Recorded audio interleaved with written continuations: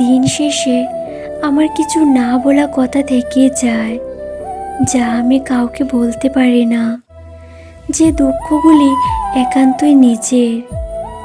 কিছু একান্তের দুঃখ আমাদের জীবনে থেকেই যায়, যেন রাতে দীর্ঘ নিঃশ্বাসের সাথে ভাগ করে নিতে হয়।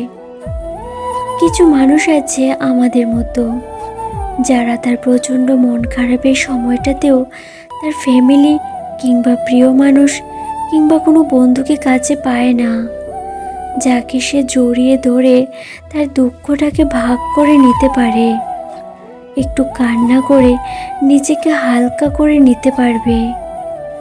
আসলে কি বলতো, যে মানুষগুলো ভালোবাসার কাঙাল হয়ে থাকে, বেশিরভাগ ক্ষেত্রে তাদের ভাগ্যে এখানে একটাও জুটে না।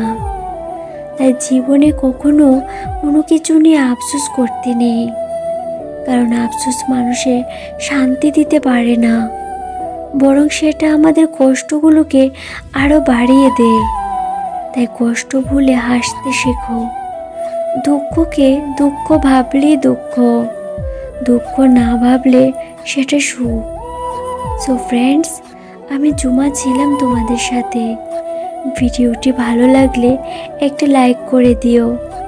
যারা নতুন আছো, প্লিজ আমার চ্যানেলটাকে সাবস্ক্রাইব করে দিও।